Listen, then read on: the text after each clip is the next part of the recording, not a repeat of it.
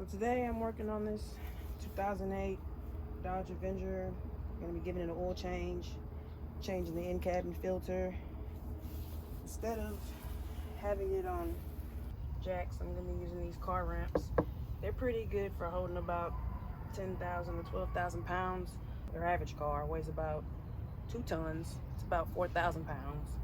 In case you've got all these modifications and extra stuff in your car that may make it weigh more. If you got a truck, they weigh anywhere from 6 to 8 or better.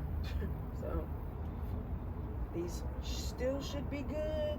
If not, you can always purchase better. You know, AutoZone, O'Reilly's, Advance Auto, Amazon. Yeah.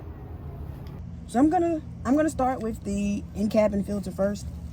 It's located in the glove compartment. So what you're gonna do is you're gonna drop that down, and there are some tabs that you should be able to see right here where the inside meets this outside. So basically you're looking for that. You can push it in enough to get past this lip. Got one on both sides. Right there. So once you manage to get the glove compartment to drop down a little more after you've got these pins past the lip, there's another clip in here in the inside. There isn't one on the other side. So we just basically have to get it. We have to get this to slide down into this hole. If you've got the strength to use the finger to push it down with your finger, make that work, that's great. Otherwise, I'm gonna be using flathead. There's the clip on the outside, and I'm just gonna take this flathead. I'm gonna angle it where it kind of can be get pressure and stability from the lip and from the clip, and it'll make that clip slide down. Boop. That's simple. Now some DIYs, they're gonna probably they might remove this whole glove box. I'm not doing that just because I got more than enough hand room, enough space to get in there, and I can. You see these arrows? Boop.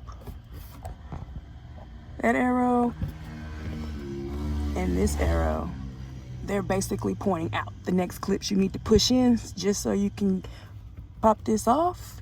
And oh, look at that, one side already. It's freaking awesome, guys. And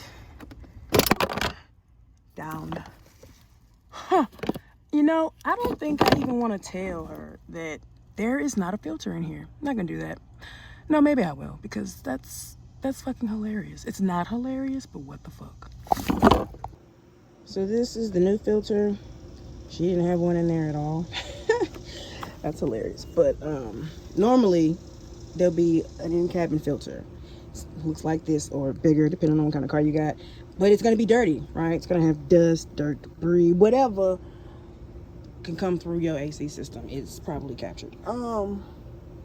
So I'm gonna place this in there now. This side.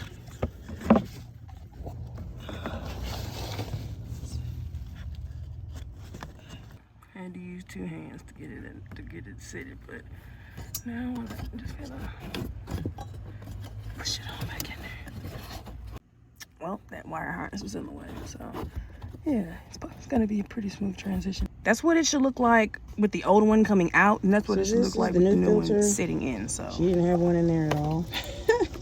That's hilarious. But normally there'll be an in-cabin filter. It looks like this or bigger, depending on what kind of car you got. But it's gonna be dirty, right? It's gonna have dust, dirt, debris, whatever can come through your AC system. It's probably captured. So I'm gonna place this in there now. This side.